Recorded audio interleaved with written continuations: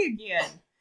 So we're going to be talking next about your assignment for today. We're kind of at this in-between stage. I had wanted to wait until the end of Act 2 to do this activity with you, but it's kind of interesting to see how you figure out who's got the power between the characters so far in Act 1. So I'm going to switch my screen over so that you can see what I see. You're going to get today then a couple of different things. So you're going to get these Puritan trading cards, right? And you've got a couple of different things going on. So first of all, this large area that you see right here, this is where you're going to have a hand-drawn, and I'm going to remind you, hand-drawn picture of whatever character appears in Act 1. And I'll give you kind of a menu to choose from. Now, if you're already freaking out like, lady, all I do is stick figures, have no worries. Because you can also include like symbols or important like images that go with that particular character. And remember that coloring makes all bad artwork look better.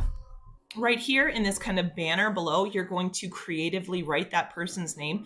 For the love of all that's holy, please spell it right. Okay. On the back side then, and again, you see duplicates here because this is how I formatted it, you will transfer that person's name right here. Under characteristics, identify at least 3 descriptive words with explanation. Okay. Conflicts, identify at least 3 examples of conflict.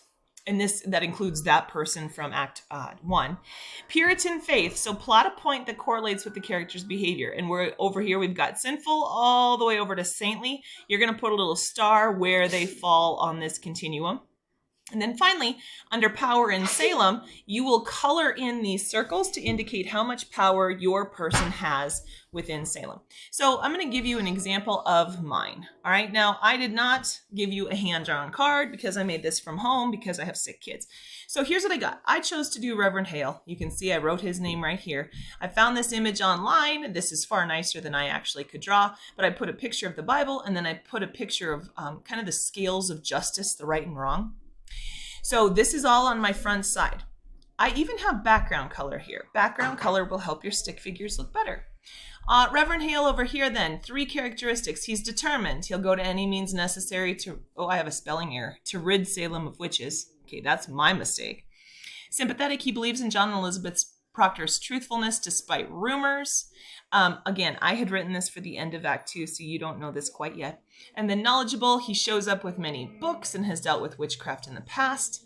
I have conflicts that he had. Down here, then I have Puritan faith. He's pretty much saintly.